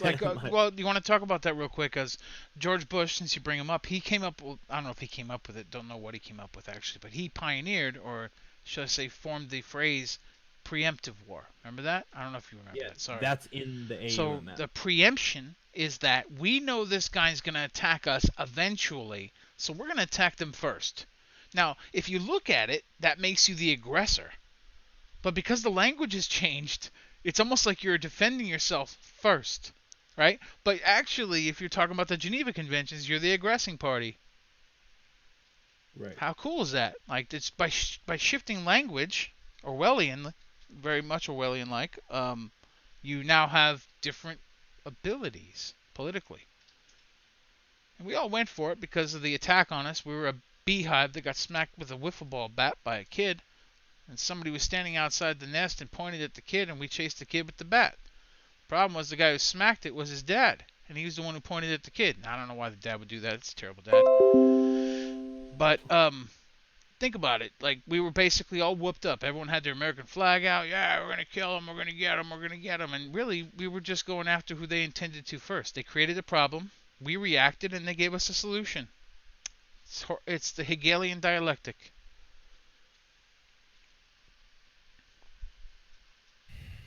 So, I feel like, based on the context of Trump's new, you said the secret investigation, this guy that has all the power of the Justice Department Durham. behind, I feel like there's an opportunity for us to walk that same path again, whereas this seemingly extra governmental body, and I mean really they're bankrolled by the U.S. government, but they sort of operate outside the means of what a layperson would assume to be an arm of the executive branch or of the Justice Judicial. Department. Yeah. Right. But they have to be that. They have to sequester themselves or isolate, right? So that they can have a real investigation. Otherwise, if people can monitor the investigation, you lose the integrity of it. Yeah. Right, but is there a point where we can go too far and create like a super lawyer who just gets to operate outside the bounds of the checks and balances? Yeah. Like right now, that's a great point. Yeah. You know why? Because if you shine a light up anyone's ass, you're bound to find shit. And so, if you put a lawyer or an investigator on somebody, you're gonna find something eventually. Now there might be people like Grandma who doesn't get in trouble, and you'll spend hours looking for something years looking for something, you'll never find anything. But there's other people, when you look, you'll find some stuff. So I think yes, it's dangerous. I think it sets a precedent that every president has had, by the way. You can establish an investigation and tell the Department of Justice to look into something, and you're allowed to do that. Then you're no longer allowed to participate. The Justice Department will then act on their own and have their own investigation, not informing you about it. And they'll find the truth because you trust the Justice Department, right? That's the integrity about working for them. And they're not supposed to have sides. But I think you have to have that power, because what if there was a subversive, what if there was like a big Nazi movement in the United States, and they were about to overthrow the government and make us all speak German, let's say. Well, wouldn't you want the president to be able to form an investigative body to find out what's up with that? You do. Now, where that can go too far is where somebody like Hoover, right? where he was investigating everybody and thinking everyone was communist. Collaborators. Yeah, so it's dangerous. It has to be done carefully, but look, we're not without evidence that this stuff happened. I mean, he's saying it right there. We saw it on camera when Maidan went down. They already found the people that did it. Like, it's not like we have to have a presidential mandate for an investigation to get the information on that stuff. You just have to get it in front of a jury. That's it. It's already there. So then why hasn't it happened yet? Because they're so powerful. Haven't they been in control of the government since before Trump, right? And after that, well, don't forget, do not forget that Obamas, the family of the Obamas, they're very good friends with the Bushes, right? You've seen it many times. It's just they're friendly. It's the way that they are. They're from the same cloth. They didn't change a bit, not even skipped a beat. But after then, when Trump was elected, things had to change because he wasn't playing that same game anymore. So the song changed, the rhythm changed, and now everyone was out of their seat and didn't know where to go. There was only a certain amount of chairs. So I have on screen is that crazy theory where 316 local events will start to be canceled. I like how I spelled coronavirus.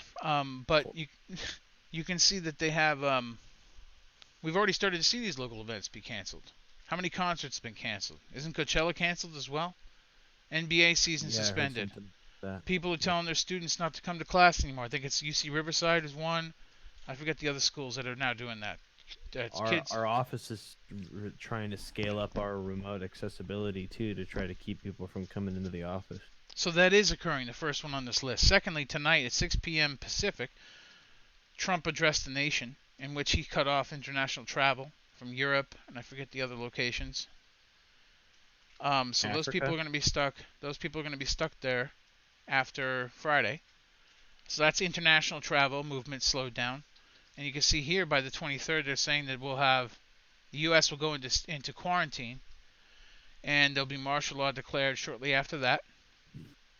And that does what? When martial law is declared, now there's a curfew. You don't have free movement. Everyone's supposed to be in quarantine. So now there's not many people on the streets. People will be in front of their televisions waiting for the next bit of news. And then you can start to put indictments in for very powerful people. Okay, so say we go into a quarantine where you do have curfews and the like, right? What happens to internet connectivity and digital infrastructure when that happens? I'm thinking they keep it open because that'd be like shutting off the tap that you have in your opponent's bedroom. Right, but like the AT&T doesn't work for the government. Time Warner Cable doesn't work for the government, right? They're affiliated in such a way that they are a resource or a utility, but right. Like I mean a government employee doesn't go. I'm not going to pretend like I have the answer. I don't know, because you're right. What if T-Mobile? Why would T-Mobile stay operating? And I mean, if people can't pay their bills because they're no longer working and companies are slowing down, like maybe big companies can stay open, but like the little mom and pop shop that needs the revenue from that day to pay their employees for that day isn't going to stay open. Well, they're not going to make money. They're not going to pay those employees. Well, now they're not paying those employees. How do those employees eat?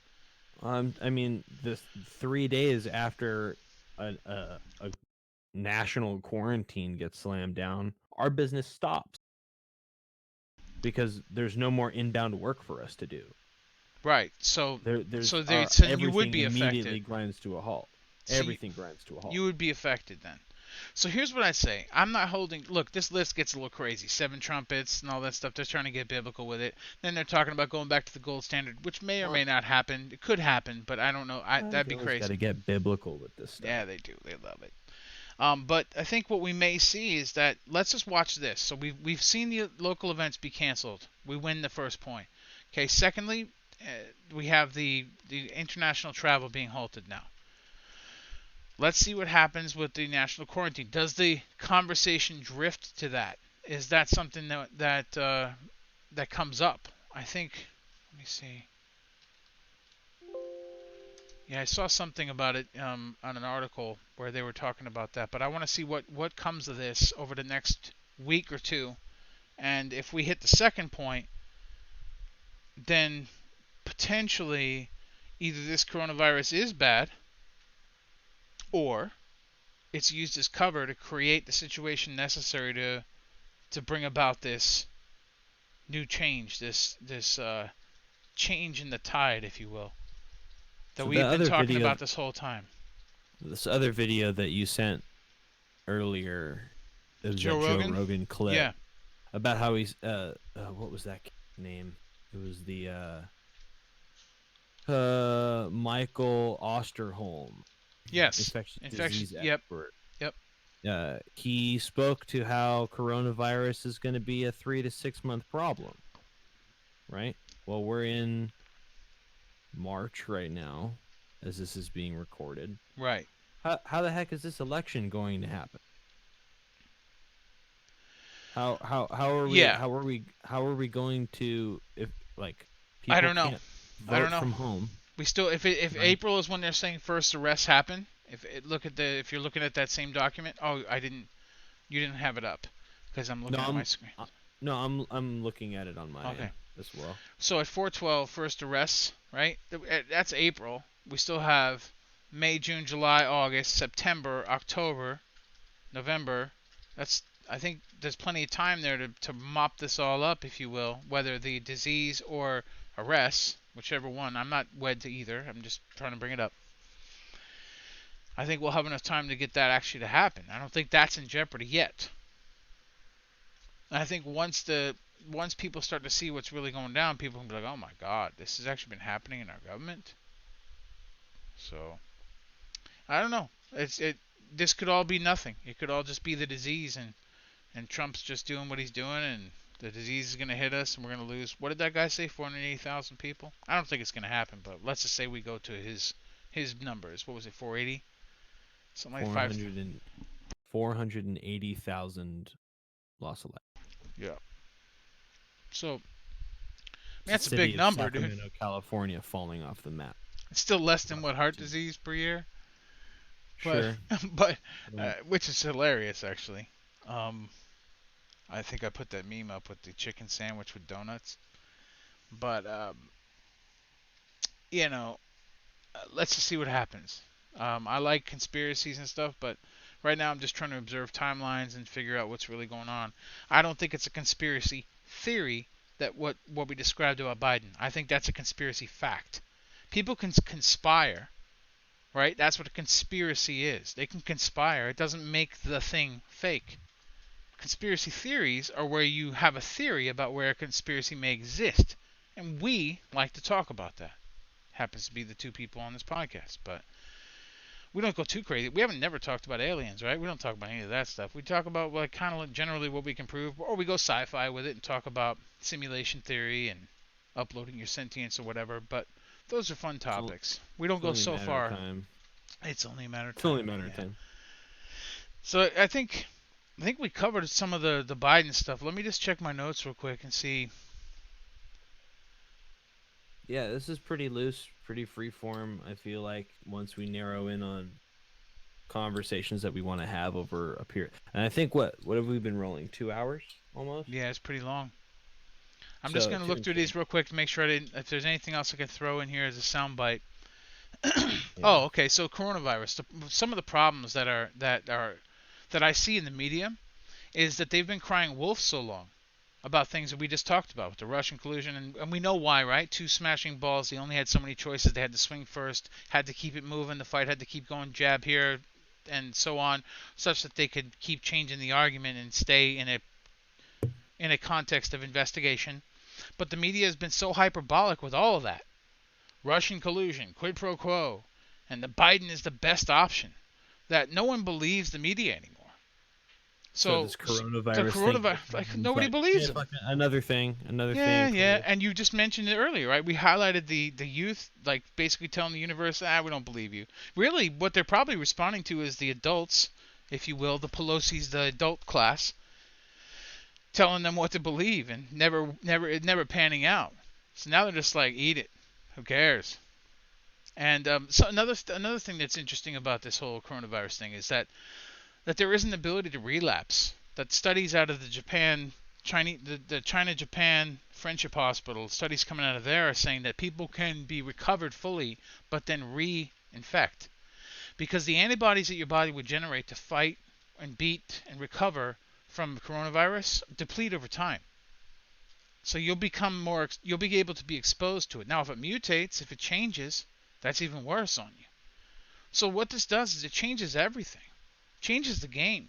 Because now somebody who's recovered that may have been symptomatic or asymptomatic but had coronavirus can now become another rippling, like a rock that you skip across a lake. You think you're in the clear, and all of a sudden, boom, you're infected again, and boom. So what it creates is these ripples of patients that then go out into the world and infect others. It's like a time bomb. I just dropped a piece into the playlist. I'm gonna go ahead and kick this off. Okay, hold on. Let me transition. Stand by. Go ahead. A bus conductor in her 40s tested positive for the COVID-19 coronavirus after what appeared a recovery from the disease. The resident of Osaka, the capital of the Western Japan prefecture, may have been reinfected, or the virus may have regained strength in her body after going latent, officials said. The woman was confirmed infected January 29 after attending a tour that included visitors from China's Wuhan, the epicenter of the outbreak. After her condition improved, she was discharged from hospital February 1st. She tested negative through a screening she voluntarily took on February 6 during a monitoring period. On February 19, she felt discomfort in the throat and had chest pain. She then visited more than once the medical institution where she had been hospitalized. Health Minister Katsunobu Kato said in Parliament the central government would need to review patient lists and keep tabs on the condition of those previously discharged as health experts analyze the implications of testing positive for the virus after an initial recovery. Though a first injury... I'm going to pause it there for a second because Sure. That's a really weird soundbite. That once you are on this list, you are now on a government list of potential threat. Yeah. And which we've had the no-fly list. We've had stuff like that. Right. But so go ahead. That's. But isn't it important that people can reinfect, right? Right. I mean, it is. Because the recovery rate is almost irrelevant at that point. But if you're talking about an institution like a national government utilizing this for some sort of, I don't want to say like a culling, but like a population management, right? Then that's a ticket to ride, because as soon as you're on that no-fly list, then you become Pete to the government at that point. You are expendable because you're a threat. And if they decide that you check enough boxes while you're also on this list, you're dust at that point. So this is what the people who are patriots, or who they call them truthers or whatever, have been afraid of for a long time. Because let's say that in order to receive government aid, whether in the form of welfare or whatever, or in order to get a permit to own a gun, I have to not be on a list or not have certain checkboxes checked. Oh, believes 9/11 is an inside job, potential risk. No, don't allow gun, right? So, like, now all of a sudden you can't get a gun, or you can't get a federal job, or you can't work for the post office, or whatever. Like, there's these things where, how long till you shift the profile of who is to be on the list or who is to be held down, profile changes to you. Now Trump's in office, and people are worried about everyone having a gun, and it's like, oh, so you only want Trump and the police to have guns, and you're worried about Trump, 1, and 2, police brutality, and you're arguing against guns. I really don't get it. So, do you want there to be a list where everyone registers, and then they could profile you and build a profile and deny your registration and all that? You want that to be the case? Because they'll just make the profile, oh, you believed in Russian collusion. Didn't happen, fake news. Okay, you're on the list. So that's when Trump's in, or when another president gets in. Maybe it's if you believe that climate change is real. He's like, you're a liar. You're creating hysteria in the global economy. There is no climate change. If you believe that, you can't have a gun, can't get government aid, no free health care. if those lists that you describe exist, that's why it's important, that point you bring up about the list. The government can start tailoring what they offer you, and then what does that do? It shifts behavior. Yeah, certainly. It's rough. Yep. All right, let me go What through other my. note? I'm almost done with my Yeah. notes here. So you know how I like to break things down into like 3 different potentials, like I did with the Biden thing and the Bernie thing, like 3 different things. Is this base there? Is it not there? Or are they being vote shifted? I like to do the 3 thing because it helps me break out of that. So in the theories for this coronavirus, one is it's not as infectious or deadly as being stated, which is why the test kits were fallible in the beginning and in short supply. This would allow for the population to be infected for over time without being detected, transmit the virus for months, and then allow for panic to set in when the media wants to pop it. So we know that the first kits didn't work, and there was not many kits available. Now the people who have the kits are the Bill and Melinda Gates Foundation. They have the kits that are supposedly able to test for it, and they might have a vaccine as well. How convenient. So there's one there. 2, that maybe the coronavirus is a cover, as we've been talking about, for some indictments coming down and potential tide shift in the political landscape.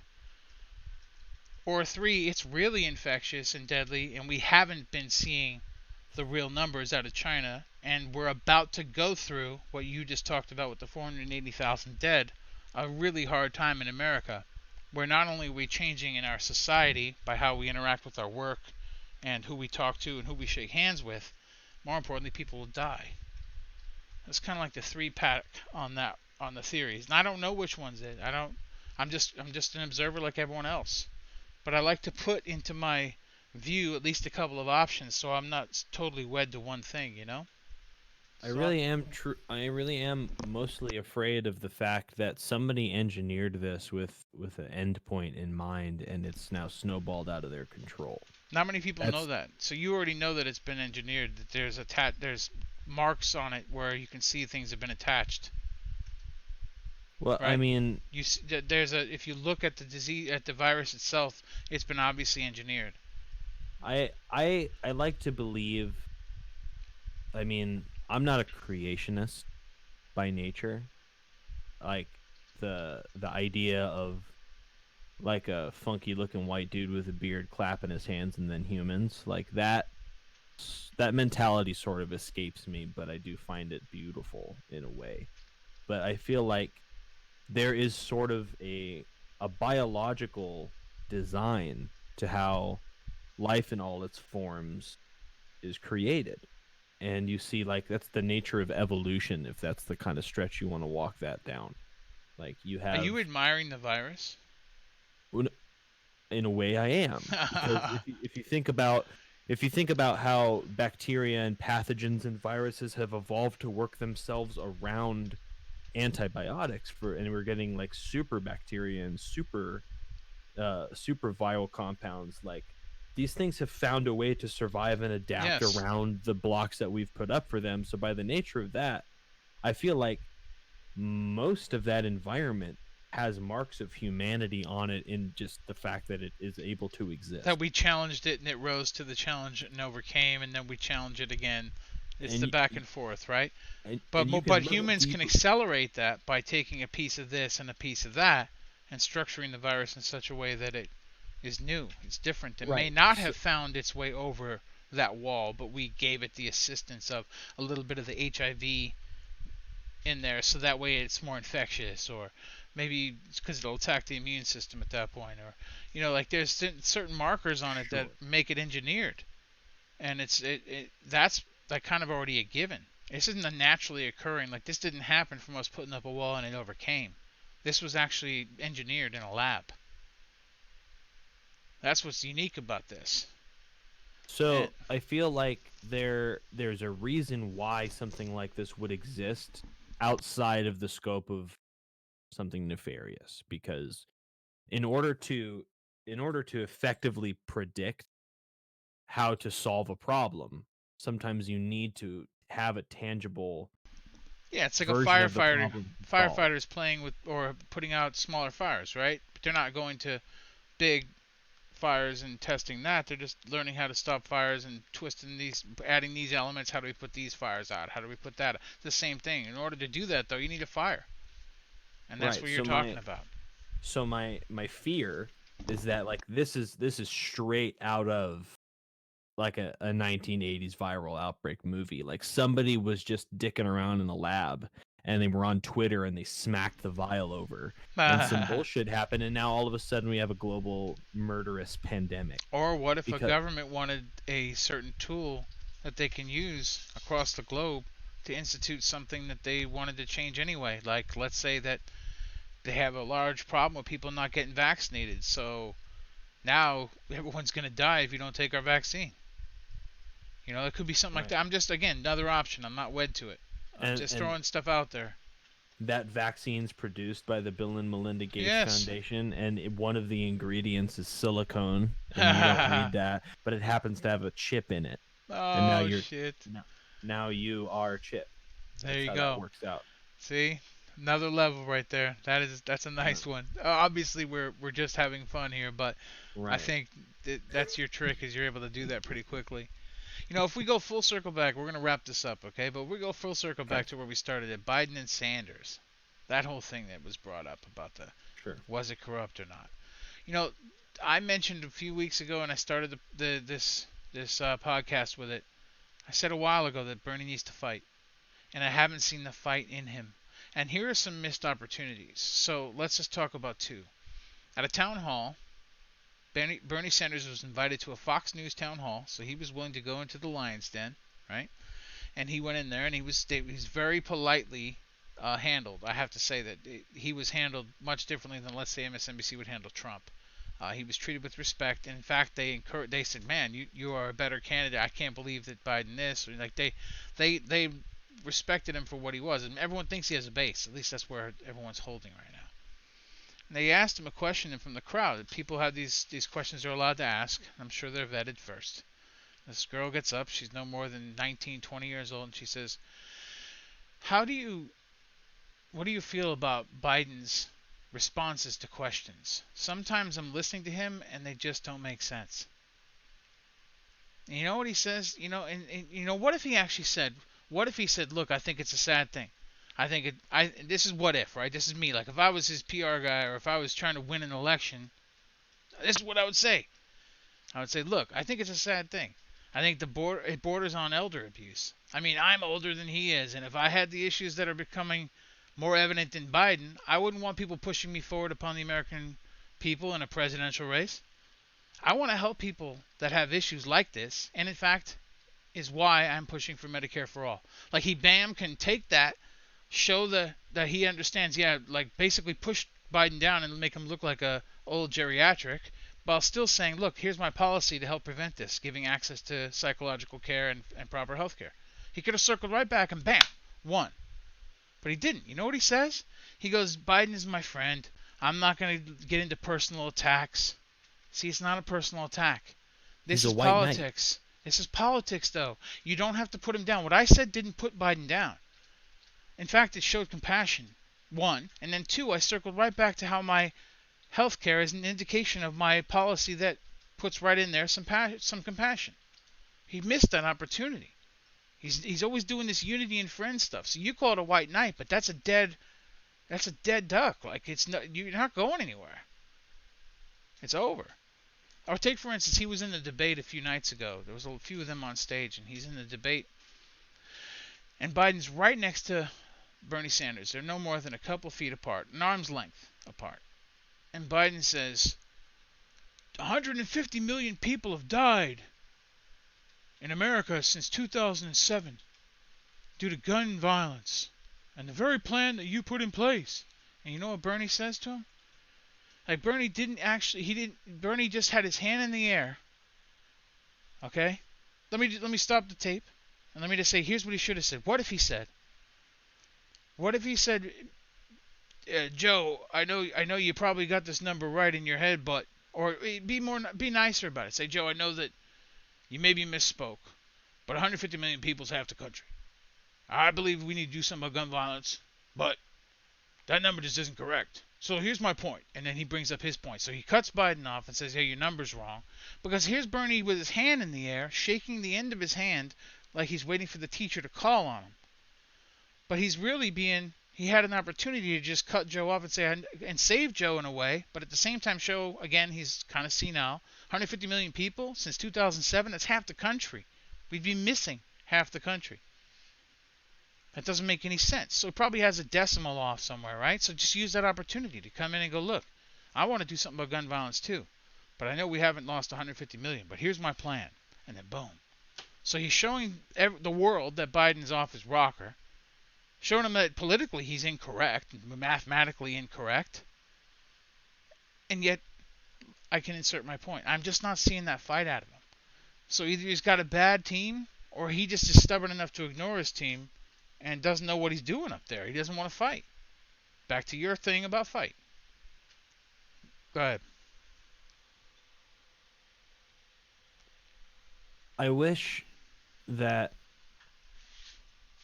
it wasn't as competitive as it is. Oh, come on. Isn't it fun, though? And I mean, it is. It's fun and it's entertaining, but, like, that just leaves room for polarization and charismatic. But does that mean everything has to be kumbaya? Couldn't there be, if we're asking for a leader, shouldn't we see leadership in the way that somebody's willing to fight for what they believe in or fight for a cause that has a welling backing from the people? Isn't that who you want? You want somebody to fight, right? Like, if everything's gonna be passive and like, oh, we'll just decide nicely. Like, does that work? I'm not asking for kumbaya or everybody to just shake hands and walk away. But what I'm asking for is sort of a return to a more moderate discussion, because it's so virulent between all the parties involved to where the whole point is to see if you can turn your base hard enough to fight against the other guy. But then, like, when the fight is over, these people all do still technically work together. Like, you've just decided to, every 4 years, have this, like, crazy, rowdy office battle between HR and the warehouse. And then as soon as November hits and somebody gets declared the winner, everybody still gets their checks cut from the same people, which is me and you, right? So, like, you all still have to work together.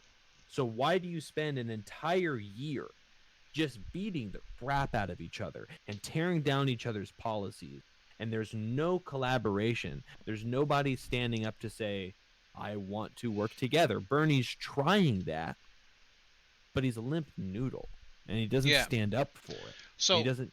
You make some good points, but so let's just, this is a stopping point, and let's put this note into, I'm going to put this note into my notes, and it's going to be that why gridlock in the House and the Senate is a good thing, and why the forefathers didn't want Congress or the legislative branch to write law easily. That gridlock was necessary, otherwise government would and could and will encroach on rights one law at a time. So it intentionally built an adversarial, slowed down, very gridlocked system so that it couldn't rapidly spin. Because if it did, we'd be in trouble, the people. That's a stopping point. You bring up a great argument, because we do want there to be things done. We have things that we care about that we want the government to execute on. Maybe they should, maybe they shouldn't. But the gridlock protects us from the things that maybe they shouldn't. And that's it. Dude, good conversation tonight.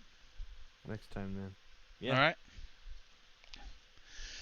All right, guys. Fine. Thanks for tuning in. And I'll try to get this up on YouTube. Probably pull some clips out of it. I don't know if anyone cares to listen to the whole freaking thing, but maybe I'll put it up. We'll see. But if you made it all the way to the end, cool. Thanks. We'll do it again.